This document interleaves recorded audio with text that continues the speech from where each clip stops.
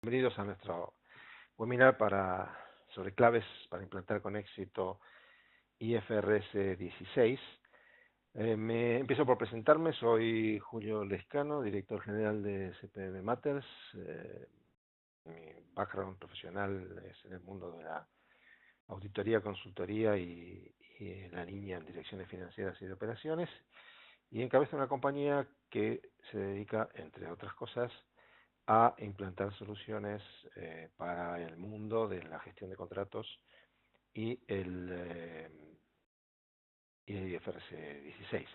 Concretamente, y no voy a volver a hacer mucha mención a esto, pero ofertamos dos soluciones que combinadas contemplan la problemática tanto de la gestión operacional de contratos a través de Acheron Contract Management, es uno de los productos que ofrecemos, y por otro lado, la visión contable y cálculo de valor de uso y ajustes, etcétera, requeridos por la norma IFRS 16 sobre la herramienta Tagetic.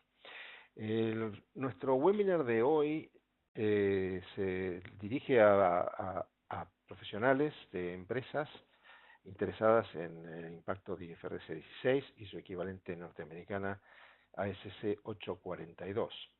Este seminario no se va a centrar en explicar estas normas. Entendemos que si estáis participando tenéis un conocimiento mínimo de las normas. De todas maneras, a lo largo del webinar, como vamos a hacer una serie de menciones a impactos de ellas, vamos a tocar en aspectos que hacen a su contenido de implantación.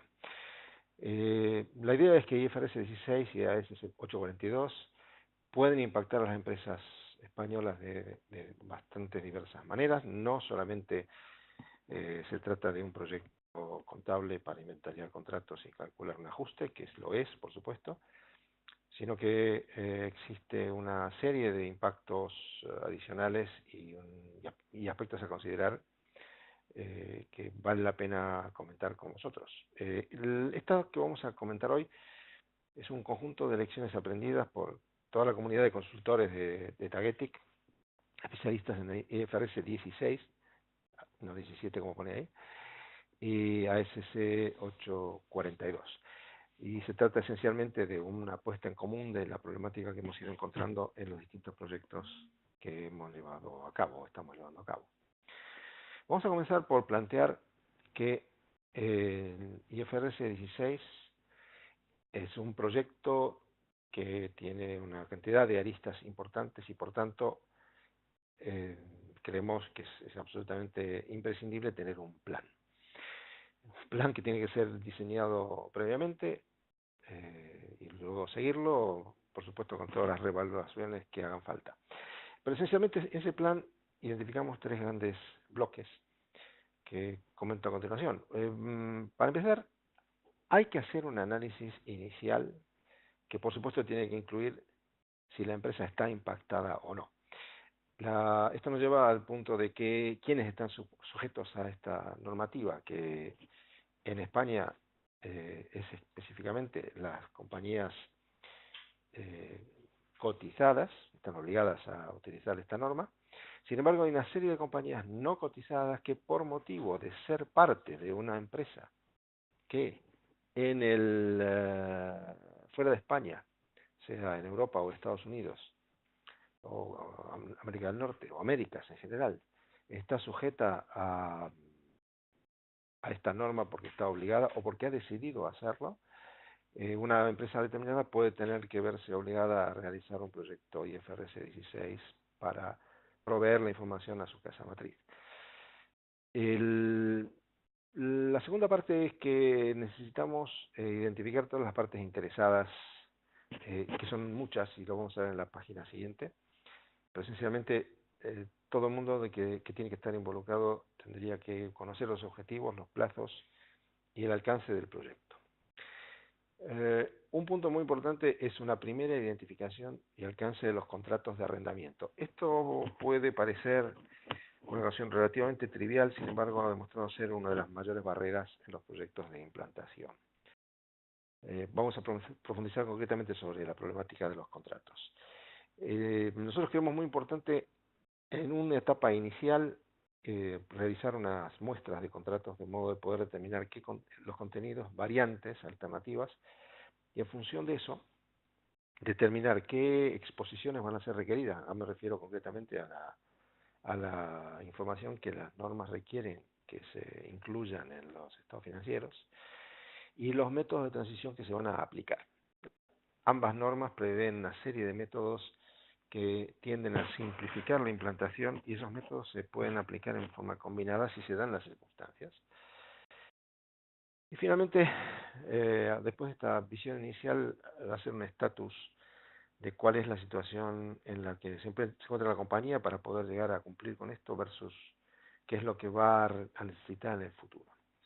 Esa sería la primera parte de evaluación y si no lo habéis hecho hasta ahora, os animo a que lo hagáis en forma inmediata porque de este análisis pueden surgir una cantidad importante de tareas y los plazos ya no son muy holgados para llegar al año 2019 con esto funcionando. Luego creemos que es importante diseñar una solución, no simplemente lanzarse a montarla, sino hay una serie de elementos que vale la pena pensar antes de ponerse en movimiento. Una de ellas es cuáles van a ser las nuevas políticas contables que van a afectar o van a ser afectadas por estas normas. Los métodos de transición y todas las exposiciones que requieren necesitan un diseño detallado para poder asegurar que cuando se capture la información y se hagan los cálculos necesarios, estas exposiciones se van a poder hacer y los distintos métodos de transición se van a poder calcular. El punto adicional es el de desarrollo de requerimientos de negocio. Veréis en un momento cuando hablemos de un punto de vista de sistemas, porque va a ser necesario sistemas. Es raro el caso de una compañía donde con una hoja Excel esto se puede resolver. Por supuesto, los cómputos que implica la norma son resolubles con una hoja Excel, sin embargo, el conjunto de procesos que hay que montar, la cantidad de contratos y cálculos que hay que hacer, hacen prácticamente imprescindible para cualquier compañía que tenga más allá de 20, 30, 40 contratos, dotarse de una herramienta, con lo cual asumimos que va a haber una selección de software, sea desarrollo o compra, pero que tiene que haber una herramienta que le soporte. Ese software tendrá que manejar una serie de datos requeridos que habrá que definir, identificar y caracterizar para poder lanzar la búsqueda y luego desarrollar el enfoque de recolección de datos. Ahí quizá la información esté simplemente en un repositorio de contratos que lleve el área de legales. Puede que los datos estén en un sistema muy detallados. Puede que los contratos estén distribuidos por diferentes oficinas de distintos países, que los contratos lo tenga el equipo de aprovisionamientos, etcétera. Identificar cómo se van a buscar capturar y unificar esa información no es un elemento trivial. Y con esto definido, sí podemos ponernos en marcha y lanzarnos a implantar esta solución, la solución IFRS 16, que va a pasar ineludiblemente por una recolección de datos masiva, por un desarrollo o implantación de una aplicación, cargar los datos en esa aplicación, ejecución de pruebas, la actualización de los procedimientos y controles para el día posterior y, por supuesto, el dato final de del proyecto de implantación, que es el cálculo y del ajuste acumulado al primero de enero de 2019 y a partir de ahí el ajuste de cada uno de los meses. Con un plan detallado necesitamos asegurarnos que el equipo que participe sean los adecuados. Aquí hay una lista de la gente que habitualmente participa y recordemos que el impacto, si bien es mucho mayor del lado del arrendatario, también hay impactos del lado del arrendador. Por supuesto, contabilidad y finanzas, quien se ocupará de los estados financieros, de las políticas, del gobierno de la norma. El tema del gobierno de la norma es un punto central porque se trata de una norma que puede llegar a tener implicancias en muchas áreas y alguien tiene que actuar como el equipo de gobierno de cumplimiento de la norma, y probablemente contabilidad es el lugar más adecuado para que resida esta función. El equipo de impuestos, perdón, la parte de fiscalidad, por supuesto control de gestión y auditoría interna, también deberían participar y conocer y opinar sobre qué es lo que hace falta hacer acá. Vamos a hablar un poquito más adelante del impacto del control de gestión. En recursos humanos, si es que es el área que va a desarrollar políticas y procedimientos, por supuesto tendría que estar involucrado porque los procedimientos que se implementen finalmente deberían impactarse desde esta organización. Y si además esos procedimientos requiriesen la creación de alguna función que no exista o modificar las funciones de algún área, recursos humanos debería participar. Cuando hablamos de gestión de bienes y servicios nos referimos a las áreas operativas, llámese el equipo de gestión de infraestructuras, facilities management, etcétera, la gente que se ocupa de la gestión del equipamiento, vehículos, edificios que puedan estar arrendados, y desde ya la administración y gestión de los contratos de arrendamiento, porque este equipo va a ser clave. Todos son importantes, pero concretamente cae en su área operacional una parte importante de la captura de la información, y no solamente captura de la información que salga de papeles, sino de la provisión de criterios a futuro. Ahora comentaremos un poquito de eso también. Compras y abastecimientos, sí, seguramente en algún punto habrá que incluir en los procesos de adquisición de compras puntos de control y de evaluación de términos y condiciones que tienen que incluir los contratos. Ventas y marketing, esto es la parte equivalente a de compras y abastecimientos cuando en realidad la compañía es arrendadora. En ese caso también hay elementos que habrá que considerar en contratos y negociaciones. Por supuesto, tecnología de sus sistemas y toda la integración de datos que puede llegar a ser necesaria. Y el equipo de legales que tendrá que revisar y considerar para nuevos contratos de arrendamiento quizá modificaciones o wording o términos concretos que haya que establecer para evitar áreas grises en la interpretación de los contratos que se hagan a futuro.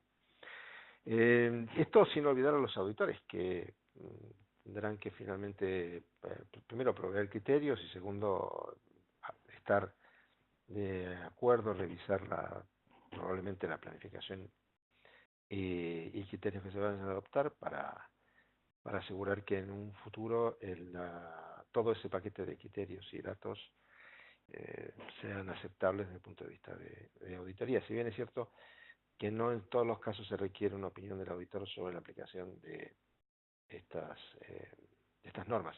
Concretamente sí se va a requerir en las compañías cotizadas, donde la norma tiene que ser incluida en sus cuentas consolidadas. Este es un tema que ha surgido con mucha habitualidad y crudeza. La recolección de datos va a tomar definitivamente más tiempo de lo que cualquiera pueda pensar. Hay básicamente 4 pasos que identificamos en este proceso de toma de datos. El primer paso que tiene que ver con identificar las fuentes, dónde está la información respecto de la cartera de arrendamientos, cómo se obtiene el inventario de los contratos que hay que identificar y evaluar. Segundo paso es, identificados estos, cómo se van a levantar esos datos, qué características tienen las fuentes y qué elementos concretos hay que obtener de allí. El tercer paso, probablemente uno de los más consumidores de tiempo, es la extracción de datos. Conocemos casos de compañías que tienen muchos de estos contratos ya incluidos dentro de sistemas, donde por supuesto se puede acudir a buscar información. Sin embargo, la mayor parte de los casos que nos ha tocado ver, la información es incompleta, dado que no tuvieron oportunamente en cuenta cierta información que la norma requiere para poder calcular los ajustes.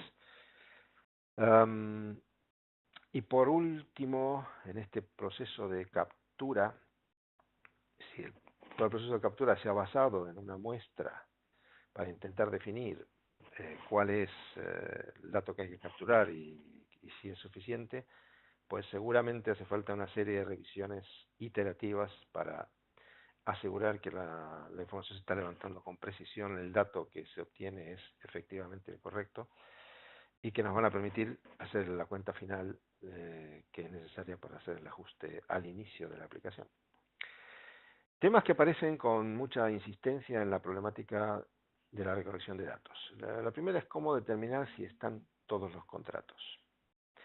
En la contabilidad obviamente puede ser una fuente, puede haber elementos que estén siendo contabilizados en distintos tipos de cuentas contables, etcétera, pero obviamente esto es una preocupación y de ahí la necesidad que comentábamos en el punto anterior, de que haya mucha gente involucrada, de modo que conforme ese equipo se reúne y discute, puedan ir surgiendo distintas fuentes de elementos que no se estén considerando.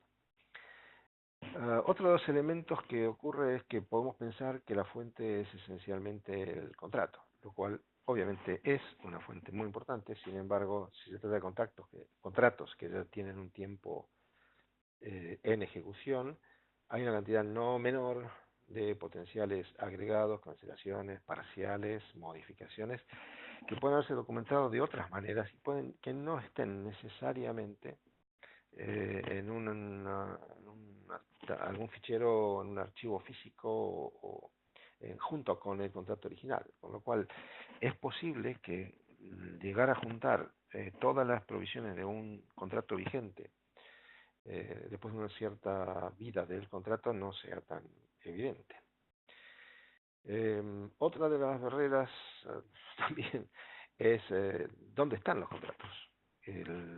Muchas veces, como ya os comenté, surge la necesidad de acudir físicamente a leer el contrato. Y encontrarlos puede no ser tan sencillo. En algunos casos hay compañías que han almacenado esta información off-site, esos contratos están en cajas en alguna empresa que los almacena, se pueden obtener de forma más o menos rápida, pueden haberse destruido, pueden haberse dañado.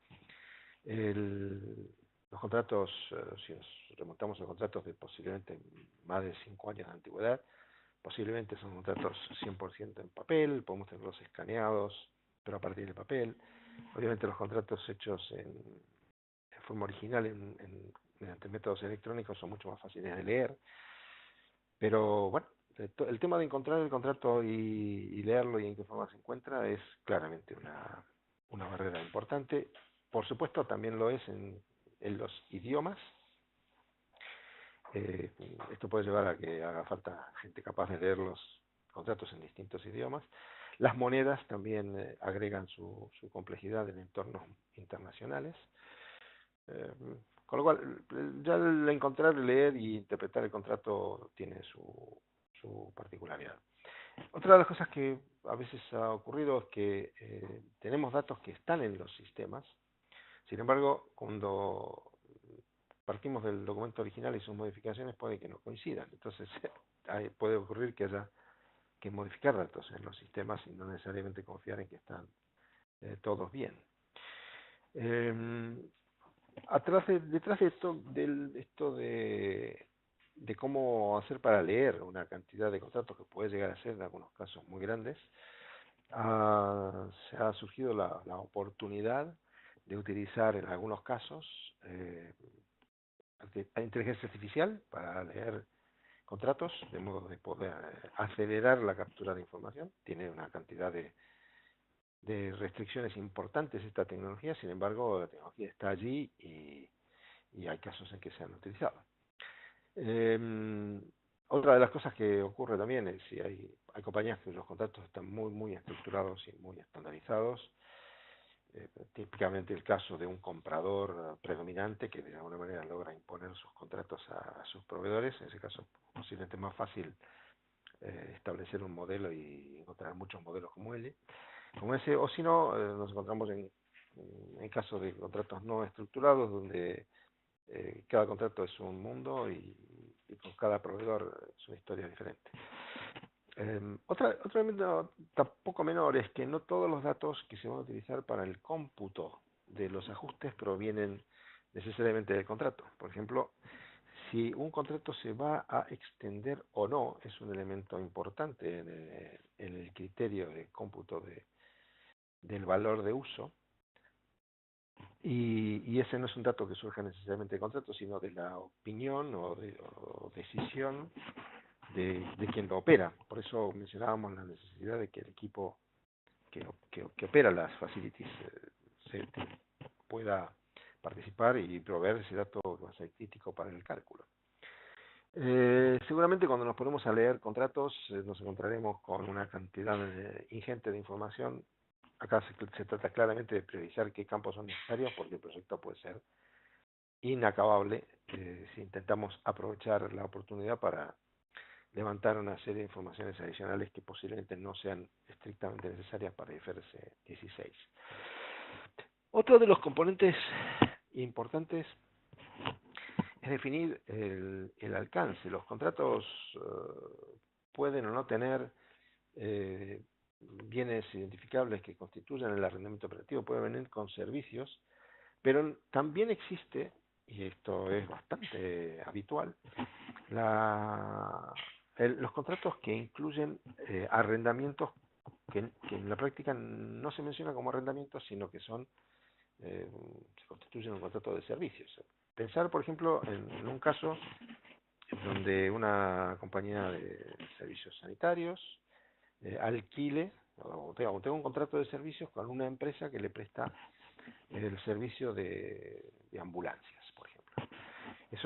El contrato puede ser un contrato perfectamente de servicios, establece una serie de niveles, de cantidad de servicios que hay que prestar, etcétera, y no hay menciones de bienes. Sin embargo, lo que la norma pone es que si detrás de ese contrato hay bienes, activos, perfectamente identificables, donde la empresa titular del contrato de servicio, el arrendatario, en realidad captura la mayor parte de los beneficios de esos activos, es decir, los utiliza mayoritariamente, y además tiene poder de decisión respecto a cómo se operan esos activos, cosa que ocurriría en este caso de las ambulancias, por ejemplo, donde el arrendador de los servicios definiría qué hacen las ambulancias día por día, pues eso constituye lo que se llama un arrendamiento contenido dentro de un contrato de servicios o un embedded leases, y puede dar lugar a que aparezca un activo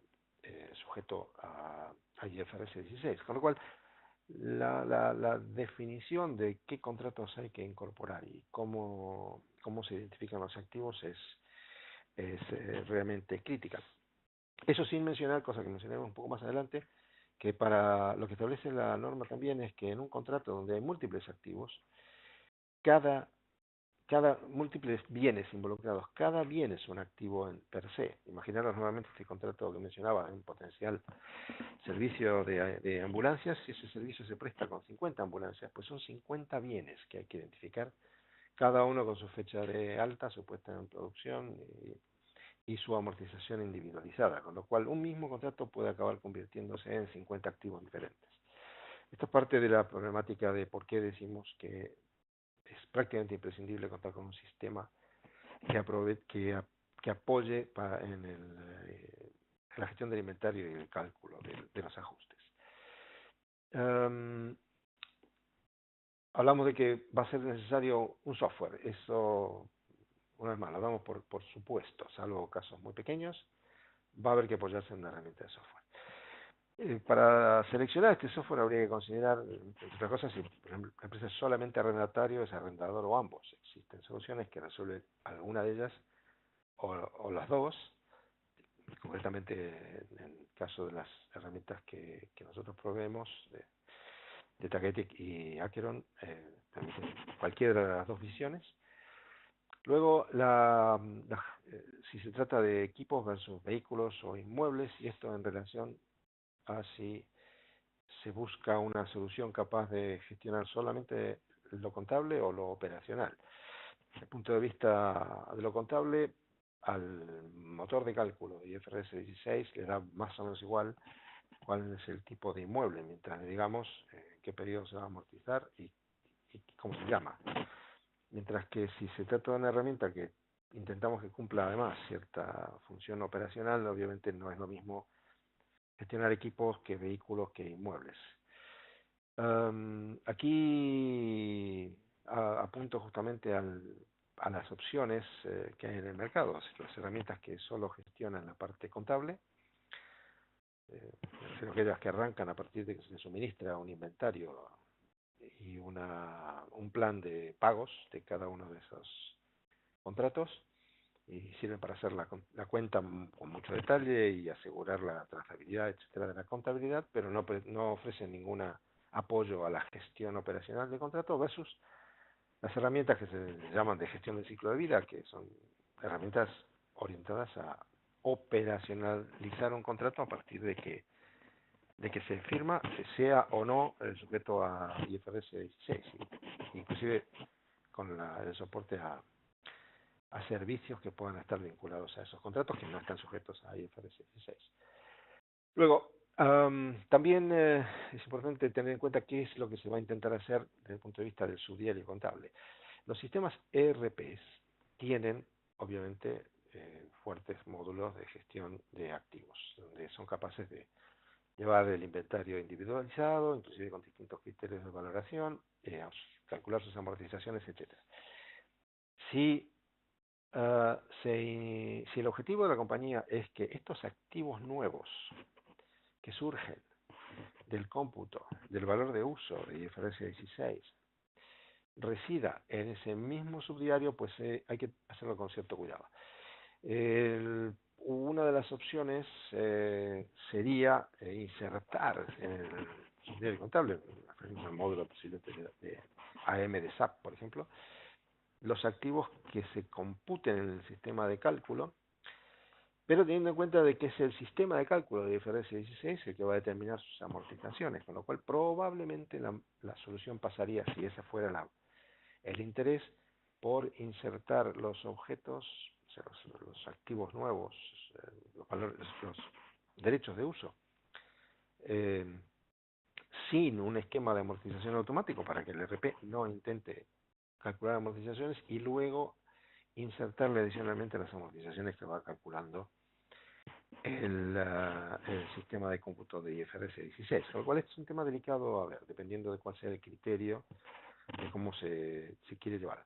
Desde ya, estos ajustes no es algo que se vayan a contabilizar. En España no está permitido contabilizar estos ajustes para preparar las cuentas con formato de plan general contable, razón por la cual son necesariamente ajustes de consolidación de aquellos que decidan o estén obligados a hacerlo, y esta aparición de estos activos tiene que ser llevada por separado. Entonces, la opción es o intentarme llevarlos todos en una única subdiario con estas particularidades que mencioné, o en realidad tener dos subdiarios, uno que es el contable físico con principio de contabilidad español y otro eh, calculado por esta herramienta de cálculo de IFRS 16. Por supuesto, estas herramientas tienen un coste, y ya lo mencioné antes, el tamaño de la cartera de arrendamientos deberá servir para definir si son suficientemente grandes como para justificar la compra de una herramienta, o es algo que se pueda,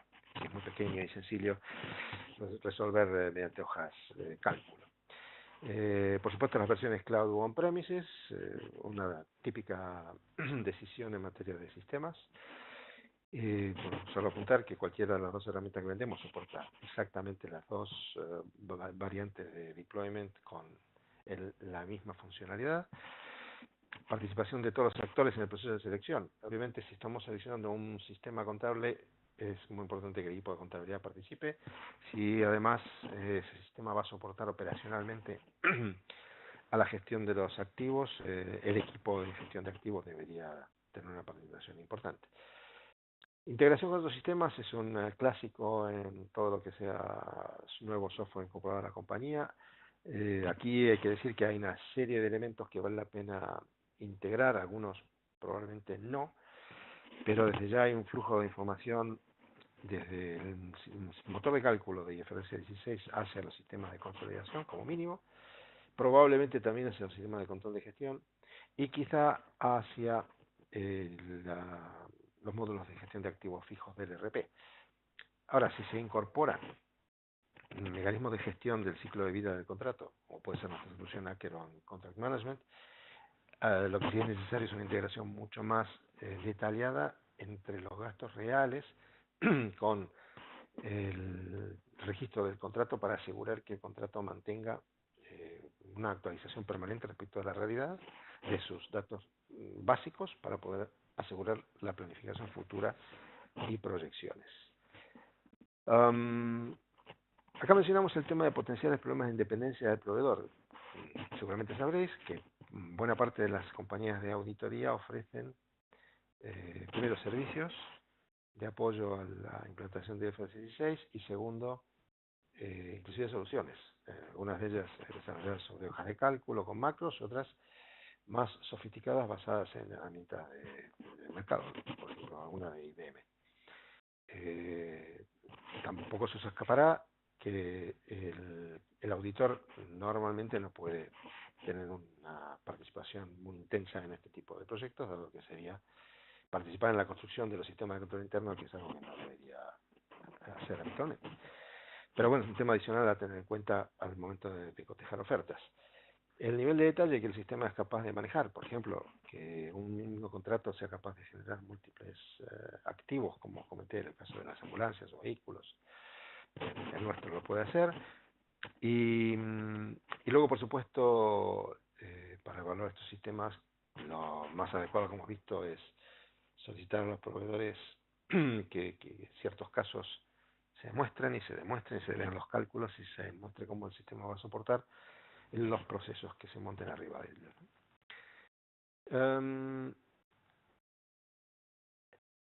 Estos proyectos, más allá de los contratos en sí, pueden llevar más tiempo de lo esperado. Y acá hacemos hincapié en este punto porque, como sabéis, esto entra en vigor el 1 de enero del 2019 y el tiempo, como dije antes, no sobra. Obviamente hay que prever cierto tiempo para negociar contratos. Hay que prever que el auditor necesitará estudiar los casos o eventualmente, dado que esto tampoco es una ciencia exacta y es un área bastante nueva, ha habido casos donde ha habido cambios en las posiciones de las firmas de auditoría respecto a qué debe hacerse o cómo se debe hacer ciertas cosas. Desde ya, el tiempo necesario para recuperar documentos que están fuera de instalaciones y analizarlos. Esto también se observa con cierta frecuencia. El número de contratos de arrendamiento a medio está subestimado. Uno de los casos más importantes que nos ha tocado como consultores sobre Tagetik trabajar dentro del grupo de expertos de Tagetik ha sido una compañía que comenzó sobre la base de que tenían alrededor de unos 1.500 contratos y acabada el relevamiento, los contratos eran más de 15.000. Ese tipo de sorpresas obviamente solo se conocen cuando uno comienza a recorrer el trabajo. Por supuesto, los múltiples activos por contrato. Este proyecto va a requerir un cierto nivel de gasto que sería conveniente tener aprobado previamente, como cualquier otro proyecto. Y hay muchos participantes, con lo cual la gestión de proyectos y gestión de cambio es muy importante. Y por otro lado, hay cierta información que tiene que ser recopilada y decidida, y esto puede no ser tan rápido de hacer. Por ejemplo, uno de los elementos importantes, a falta de una tasa explícita dentro del contrato, incluida en el cómputo de las cuotas, la norma prevé que hay que utilizar lo que se llama la tasa de endeudamiento incremental. Bueno, el tiempo que va a llevar definir esa tasa, quién lo define y cuál es la base en que se sustenta para luego poder demostrarlo, tampoco es pequeño. Un mensaje, esto es algo que si no lo habéis comenzado ya hay que comenzarlo lo antes posible. Por otro lado, y esto puede parecer una verdad de perogrullo, pero como cualquier proyecto que tiene mucha gente involucrada de muchas áreas diferentes, bueno, pueden surgir conflictos a lo largo del proyecto. Es importantísimo que el apoyo ejecutivo, y acá me refiero concretamente al director de finanzas y al director de operaciones, tiene que apoyar la puesta en marcha de esto. Y además también tiene que estar muy claro quién toma o hay que conocer quién toma las decisiones en cuestiones de política, bueno, política contable, política de financiación, la selección de software y asesores, y qué papel juega cada uno para poder asegurarnos de que esas decisiones se van a tomar a tiempo y a satisfacción de todo el grupo. Y por supuesto, esto hay que gestionarlo a través de comunicación e información a todo nivel de la compañía. Hay ciertas decisiones respecto a cómo se implementan, detalles que es importante tener en cuenta. Si una compañía que tenga que soportar simultáneamente IFRS 16, por una zona cotizada, pero además sea parte de un grupo norteamericano, va a tener que cumplir con ambas normas, lo cual implica que va a tener que soportar el doble cálculo, y a ser posible, lo ideal sería que ambos datos coincidan lo más posible. IFRS 16 y ASC 842 son esencialmente similares, si bien en la implantación, a nivel de implantación sí que hay una serie de diferencias que generan distintos valores a partir de la puesta en marcha, esencialmente. Solo por mencionarlos muy velozmente, IFRS 16 establece un límite de lo que llaman los contratos menores. Ese límite no existe en forma explícita en ASC 842. IFRS 16 mantiene, ASC 842 mantiene la diferenciación entre arrendamientos operativos y financieros, cosa que no hace IFRS 16. Eso implica que las curvas de gastos son diferentes en ambas, para el mismo contrato, bajo ambas normas las curvas son distintas. La idea entonces es ver no solamente el tema de criterio único, sino de la importancia relativa. Por ejemplo, podría ser mejor, si hubiera que satisfacer ambas normas, dejar de lado la importancia relativa o reducirla muy poquito para evitar diferencias entre uno y otro. Las fechas de aplicación también son relativamente diferentes, a pesar de que ambas arrancan. El IFRS 16 comienza el 1 de enero de 2019, si no comenzó antes, para quien tuviera que aplicar también la norma IFRS 15. Pero ASC 842 tiene la posibilidad de arrancar el 1 de enero de 2020. Potencialmente, si hubiera que aplicar los dos a la vez, quizás sería mejor sincronizar la fecha de arranque para evitar llevar una diferencia importante en el arranque. El tema de los expedientes prácticos también juega un rol importante, porque no son exactamente los mismos en un caso y en otro. Y existe además otra serie de decisiones de implantación, tales como integrarlo o no con cuentas por pagar para mantener los datos reales alineados o evitar conciliaciones periódicas. Si se va a implantar una o más soluciones de software, si la compañía decide para una organización implantar uno, para otra organización implantar otro, o una para lo operacional y otro para lo contable, o más de una instancia de las soluciones, etcétera. Por ejemplo, incluir o no los arrendamientos materiales, como lo comenté, dentro de la plataforma. Nosotros somos de la idea de que vale la pena incluirlas, sobre todo si la compañía se puede ver obligada a elaborar información usando dos normas diferentes. Otros impactos que vale la pena tener en cuenta y considerar que escapan a la mera implantación de la norma. Por ejemplo, el EBIT y el EBITDA van a cambiar por la aplicación de esta norma a nivel consolidado. Eso genera una serie de efectos. Por ejemplo, el reporting de gestión. ¿Cómo se va a elaborar? Normalmente, esto es bastante más importante en Latinoamérica, donde muchas empresas en muchos países están obligadas a hacerlo. Todas las empresas están obligadas a hacerlo. Mientras que en España esto es simplemente, hay una dicotomía sobre si continuamos elaborando la información de gestión sobre las cifras habituales o sobre las nuevas cifras modificadas. Por ejemplo, si está acostumbrado a ver, y tomamos por los casos lo de las ambulancias que mencioné antes, dentro de un estado de resultados, el gasto por el servicio de ambulancias, ahora vería ese mismo gasto, en ese mismo balance, si lo hubieran consolidado por IFRS 16, vería una línea de intereses, ¿no?, por debajo de EBIT y de EBITDA, y vería una línea de amortizaciones, con lo cual los valores cambiarían de lugar en el estado de resultados.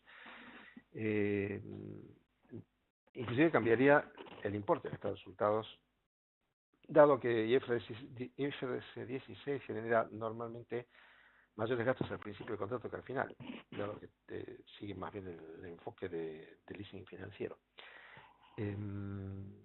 Donde sí no habría cambios, al menos en el importe, sería en el cash flow, porque el importe que se va a pagar por el contrato no va a cambiar por haber aplicado una norma contable diferente. Lo que sí se va a ver es en un lugar diferente, porque antes se vería, nuevamente en las cuentas individuales, se vería como una línea operativa, estaría dentro del resultado operativo del ejercicio, y en el consolidado esto parecería como un pago de deuda, parece una operación financiera. Obviamente hay impactos en lo que son los covenants o restricciones de deudas. Acá aparecen activos y deudas que pueden hacer que ciertos ratios comprometidos con entidades financieras no se cumplan. Habrá que repensarlos y en todo caso renegociarlos. Bueno, la compensación ejecutiva también, en los casos en que estén basadas en alcanzar o no ciertos niveles de EBIT o EBITDA, obviamente en el momento que cambian estos, si se miden sobre cifras consolidadas, también habrá que revisarlas. La ley de impuestos, quizás el impuesto es un poco más indirecto, pero en la medida que la compañía haga consolidación fiscal y utilice la nueva balance consolidado para preparar sus cuentas consolidadas a efectos fiscales, pues habrá otro impacto adicional que el equipo de impuestos deberá considerar. Bueno, el día después. Hay un día después. Todo lo que hemos venido hablando ha sido para prepararse para arrancar el primer informe auditado de 2019. Sin embargo, de ahí en adelante comienza la operación diaria. La operación diaria incluye que hay que recoger los nuevos contratos que se van a producir, identificarlos, evaluarlos, recoger cambios a los existentes, reconocer que se han ejercido opciones y pueden no haber sido las mismas que estaban previstas originalmente. Pueden cambiar situaciones futuras, si se preveía hasta la última vez que se hizo esta evaluación renovar un cierto contrato y ahora la decisión es no renovarlo. Eso tiene un impacto en el cómputo del valor de uso. La pérdida de valor del bien de uso. Si el bien que está en uso pierde valor, debe ser depreciado, como cualquier activo que pierde su valor. Entonces, obviamente hay que tener un mecanismo para reevaluar la situación periódicamente, definir procesos y responsabilidades, introducir una serie de controles. O sea, es necesario que el equipo de finanzas, por ejemplo, revise los contratos antes de que se firmen. Quizás sea demasiado disruptivo ese mecanismo. Probablemente lo que habría que hacer sería construir en los procesos de firma de contratos una manera de cubrir esta necesidad sin tener que tomar ese desvío. Continuar automatizando, tener los contratos a mano, escaneados, con su metadata recogida. Evidentemente, eventualmente pasar esto a outsourcing, contratar a una compañía que se ocupe de mantener el inventario de contratos y hacer los cálculos. Esto lo pongo como pregunta, surgido en alguna oportunidad, alguien se lo ha pensado. Por último, y terminando ya para poder dar paso a las preguntas que podáis tener, una de las cosas que también surge es que al momento de ponerse a buscar los contratos y revisarlos, surgen una serie de situaciones que llevan a pensar que puede ser un buen momento para revisar los procedimientos de compliance, de cumplimiento de estos contratos.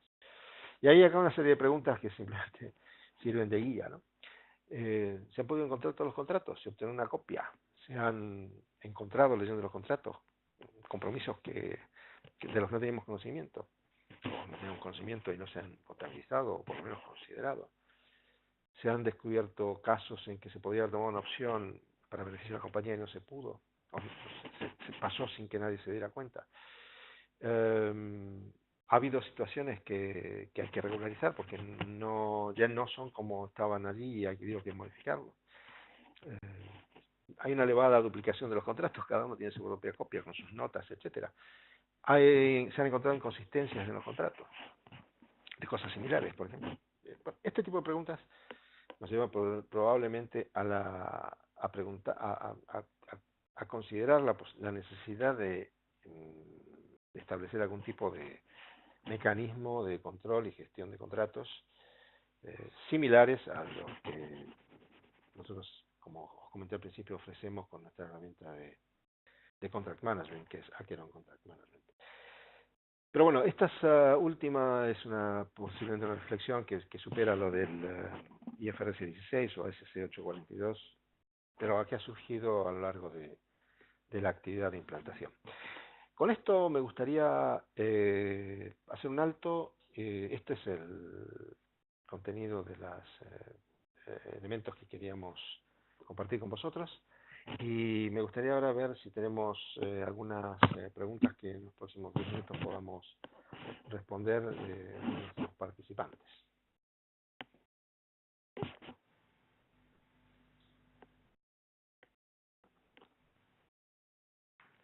A ver, acá tenemos dos preguntas que voy a tratar de responder rápidamente. Una de ellas tiene que ver, alguien me pregunta sobre, he mencionado en una parte de la presentación la posibilidad de reconocer contratos en forma automática con algún mecanismo de inteligencia artificial. La referencia concreta a esa capacidad hemos estado discutiéndola inclusive entre el grupo que os comenté de trabajo de implantadores de IFRS 16 con Tagetic, e inclusive con algunos de nuestros aliados tecnológicos como Atos. Y existen al menos 3 herramientas en el mercado que compiten en este mundo. Uno de ellos es Logix, la otra es el Legal Robot y la tercera es Luminance.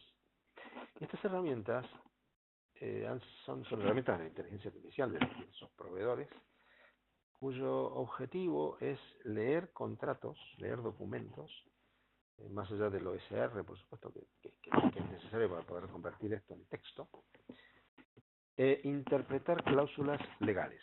Hay una serie de elementos que, superando la barrera que puede generar, puede significar un documento de mala calidad, que obviamente eso es insuperable, pero asumiendo que superamos eso y hay herramientas OSR muy potentes que son capaces de darnos una lectura bastante cercana de un documento en papel, pero una vez obtenido el texto en formato legible, la idea es poder identificar, por supuesto, participantes de un contrato, fechas de firma, fechas de vencimiento, identificar las cláusulas de precios y condiciones de actualización y las cláusulas de opciones. Básicamente es lo que resulta un poco más sencillo identificar.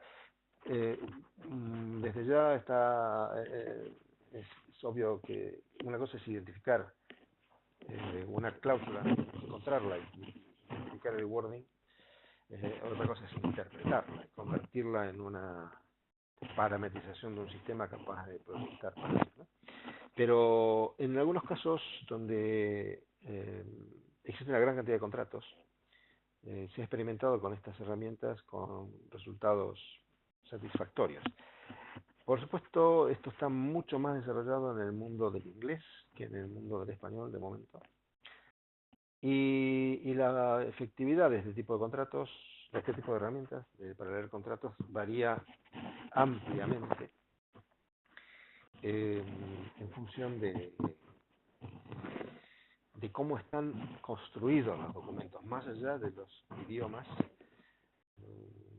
Digamos, existen al menos 2 modelos bastante contrapuestos. El modelo sajón de elaborar contratos, iniciando el contrato con una serie de definiciones que luego se utilizan en forma corta en el cuerpo del contrato, versus el modelo más latino, donde el contrato es más bien una narración y la información está incluida en todos tipos de cláusulas. Eso sumado a la estandarización o no de los contratos. Digamos que cuando se trata de contratos de muy buena calidad en el documento, donde son razonablemente estándares y, y con una redacción parecida y en el mismo idioma, el efecto es máximo. Cuando son todos contratos, cada uno de su padre y de su madre, cada uno en distinto idioma y con formatos diferentes, la efectividad es bajísima. Ahora, estos sistemas se basan en aprender dónde buscar las cosas. Cada modelo es totalmente diferente, por supuesto es muy efectiva el mecanismo de búsqueda. No sé si con esto espero haber podido responder a la inquietud. Esto es algo que en España estamos investigando, como os comenté, con nuestros aliados tecnológicos para poder ofertar a clientes que tengan altos volúmenes de contratos a leer e interpretar. La otra pregunta que tengo aquí es respecto de la obligatoriedad para una empresa española. Bueno, lo había mencionado al principio, pero lo repito. La obligatoriedad de uso de IFRS 16 para una empresa española viene dada por básicamente dos elementos. La primera es si cotiza en una bolsa, o en el mercado abierto, si es una empresa cotizada. Las empresas cotizadas sí están obligadas a aplicar las normas IFRS en sus cuentas consolidadas, con lo cual en ese caso no hay escapatoria posible, entre comillas. Sacando ese caso, la obligatoriedad puede venir dada por la participación en un grupo extranjero, donde el nivel de aplicación de IFRS 16 varía según la geografía. Tomando por caso Francia, en Francia las compañías individuales no están obligadas no se permite que apliquen esta norma, pero los consolidados sí pueden aplicarlo, coticen o no, y es voluntario, es opcional para la compañía.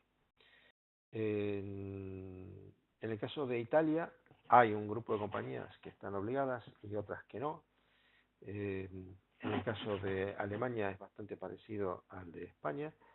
En los Estados Unidos y Canadá la norma, por supuesto, es SC 842. En general no se incluye en los estados individuales, pero sí está permitido para todas las compañías y obligatoria para otras en,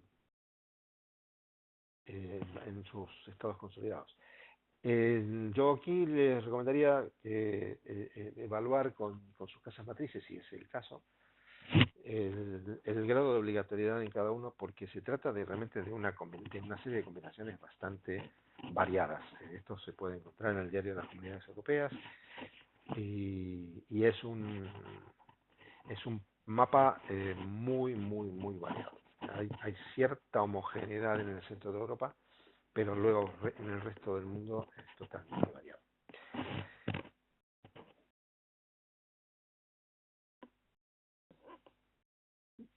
Bueno, me parece que no tenemos más preguntas de momento y hemos, en ese caso, terminado unos minutos antes de la hora que teníamos prevista.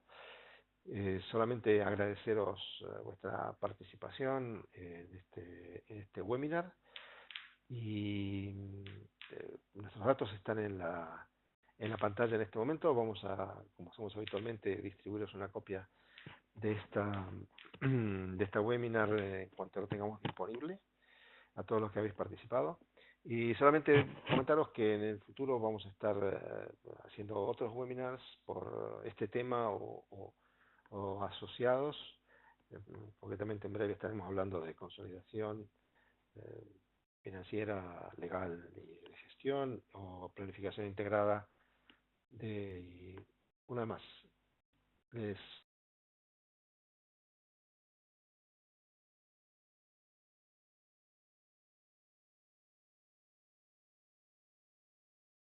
Pues les agradecemos nuevamente y por favor dirigidos a nosotros si tenéis cualquier consulta para hacernos. Muchísimas gracias y que tengáis un buen día.